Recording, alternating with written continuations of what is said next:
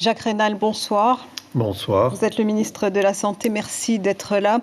On le voit, l'inquiétude grandit dans la population avec cette augmentation des demandes de tests. Les chiffres du Covid explosent. Pourtant, la résistance au vaccin, qui est apparemment commune aux collectivités d'outre-mer, est encore forte en Polynésie. Comment comptez-vous convaincre ? Oui, elle est certainement forte, mais elle s'atténue quand même par rapport à la résistance qui existait dans les mois qui précèdent. Et cette résistance est en plus une solution d'attentisme ou une position d'attentisme par rapport au fait que la maladie s'était plutôt calmée. On n'entendait plus parler de nouveaux cas, ou beaucoup moins, et je pense que c'était un petit peu ce qui présidait dans la population. On le voit maintenant. Le seul fait qu'il y ait eu ce pic, et qu'il y ait ce pic épidémique avec un variant Delta qui est extrêmement contagieux, ça motive un peu d'autant plus la population à se faire vacciner. Alors, on a plus de 90% des patients hospitalisés en filière Covid qui ne sont pas vaccinés. Oui, ça, ce sont les chiffres, les données de l'hôpital. Les opposants au vaccin évoquent des chiffres trafiqués. Vous nous confirmez. Bien sûr. Mais je les invite à venir. Je les invite à venir visiter. Je leur ferai faire le tour de la réanimation et ils verront ce que c'est. Ils verront la rencontre avec les personnels qui sont là depuis 1 an et demi maintenant à lutter contre cette maladie. Et vraiment, je pense qu'ils se rendront compte de ce que c'est que d'être dans la réanimation forte, la réanimation que l'on appelle chaude. Il y a 9 personnes actuellement dans cette réanimation. On est endormi, on est sous respirateur, on a des tuyaux partout. Et je vous assure que les gens qui sortent de là, quand ils s'en sortent, ce qui n'est pas malheureusement toujours le cas, sont très altérés pendant plusieurs mois. Donc, je les invite à venir voir. Le personnel soignant, justement, c'est un problème de manque de moyens aussi dans les hôpitaux. Ils craignent d'être submergés. Ils réclament justement des moyens humains. Comment pallier en termes de moyens techniques, on a tout ce qu'il faut. On s'est armé suffisamment en matière d'oxygénothérapie notamment, enfin, pour tout ce qui concerne la technicité de l'hospitalisation Covid. Nous avons ce qu'il faut. Cependant, ce qui nous manque et ce qui est problématique toujours, c'est les ressources humaines. C'est des infirmiers de réanimation, c'est des médecins réanimateurs, c'est des aides-soignants qui sont formés à l'utilisation et à la surveillance des appareils. Alors, donc c'est une technicité professionnelle. Et donc, ils sont soumis à des horaires qui sont lourds, travaillent 24 heures sur 24, ces services. Et donc, voilà, c'est vrai que nous avons une tension à ce niveau-là. Donc vous allez faire appel à des On n'exclut pas, et on y réfléchit, on n'exclut pas le fait de pouvoir faire appel aux pays qui nous entourent, notamment la Nouvelle-Calédonie et la Nouvelle-Zélande, qui nous avaient déjà fait signe en disant qu'éventuellement, si on était dans le besoin, ils pourraient envisager de nous aider. Et nous allons, dans les jours qui viennent, discuter de cette question pour peser quel est le besoin exact en nombre de personnel qui pourrait éventuellement venir de ces pays. Aujourd'hui, on est loin de l'immunité collective avec 33% du taux de vaccination complète. Quelle couverture vaccinale espérez-vous pour les prochains mois ? Alors, le mieux serait d'avoir 70%. Pour une immunité collective. Où on aurait là, pas forcément une immunité collective au titre scientifique du mot, mais compte tenu de la géographie de la Polynésie française, compte tenu du fait que la population est dispersée, que nous vivons plutôt dans un milieu aéré, je pense, moi, qu'à 70%, on a déjà une bonne protection. Ça ne suffira pas, il faudra atteindre les 90% ou 80% pour pouvoir être sûr que le virus sera bloqué, ne pourra plus circuler. Néanmoins, c'est ce chiffre-là que nous avons pour cible. Et à l'heure actuelle, on remarque quand même qu'il y a un renouveau, puisqu'on a observé plus de 25 à 27% d'augmentation du nombre de personnes qui venaient se faire vacciner. Eh bien, nous souhaitons et nous nous organisons pour cela qu'il y en ait beaucoup plus, en effet.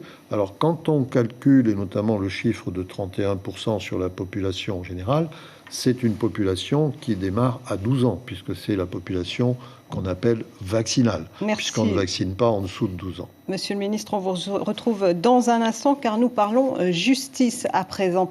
Avec cette requête contre les restrictions à l'entrée en Polynésie pour les non-vaccinés, examinée par le tribunal administratif ce mardi. Elle est formulée par un collectif de 50 personnes et pointe la disproportion des mesures et la limite de la compétence du pays.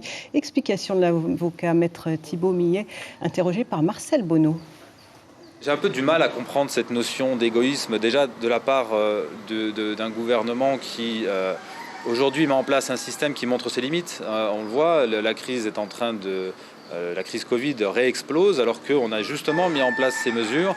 Je viens d'entendre qu'on avait des cas de Covid à Manille. Je crois savoir que le chef de l'État était à Manille il y a quelques jours, avec toute son équipe qui était depuis quelques jours, tout autant vaccinés qu'ils sont, et que malheureusement, le Covid est passé malgré tout. Donc quand je vois qu'on permet à des centaines de personnes finalement de se déplacer à travers toute la Polynésie pour faire une campagne électorale, je crois qu'on n'a pas de légitimité à parler d'égoïsme. Finalement, on n'a jamais été confronté à cette difficulté.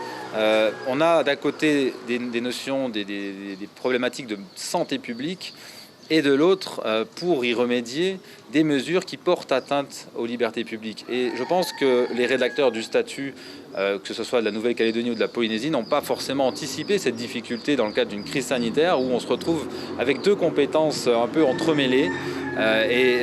Moi, je suis véritablement convaincu qu'il faut régler cette difficulté parce que ça va générer des problèmes, ça en génère déjà, mais ça en générera d'autres. On ne peut pas faire la politique de l'autruche sur cette question, il faut la trancher. Jacques Raynal, une redevance sanitaire de 12 000 francs et 5 000 francs à l'arrivée en Polynésie, une quarantaine à 140 000 francs à la charge du voyageur, des tests payants. Est-ce qu'on ne tire pas un petit peu sur la corde financière actuellement ? Non, vous savez que la Polynésie a pris en charge une grande partie de l'épidémie, puisque nous sommes maintenant à plus de 18 mois de l'épidémie. Financièrement, c'est lourd. Heureusement que le budget du pays était plutôt confortable quand on a commencé cette crise. Mais maintenant, il faut quand même que l'on puisse assurer la continuité des financements de cette crise. Alors je voudrais revenir, si vous le permettez, sur ce qui vient d'être dit. D'abord, M. Millet est probablement l'artiste qui commet le mieux le mélange des genres. Je pense qu'il devrait se renseigner sur le cas de Manille, notamment.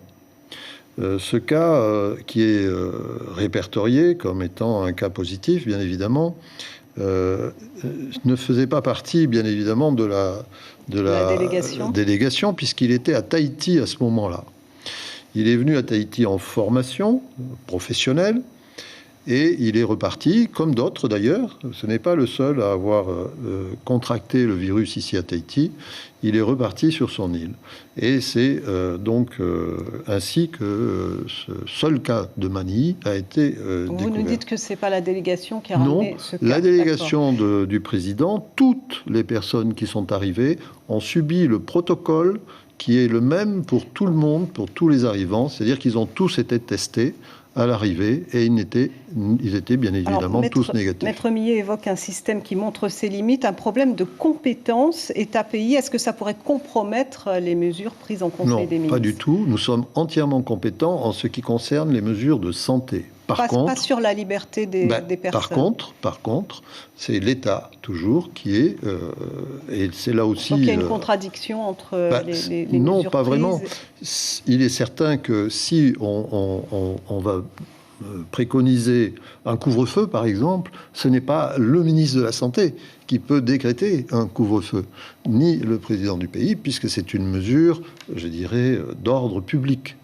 Donc, et ce qui concerne l'ordre public, jusqu'à présent, on est dans la République française, c'est l'État qui préside à l'ordre public. Là aussi, on voit un certain mélange des genres. Je suis, et le gouvernement de la Polynésie française est entièrement compétent dans tout ce qui concerne le domaine de la santé, et nous avons même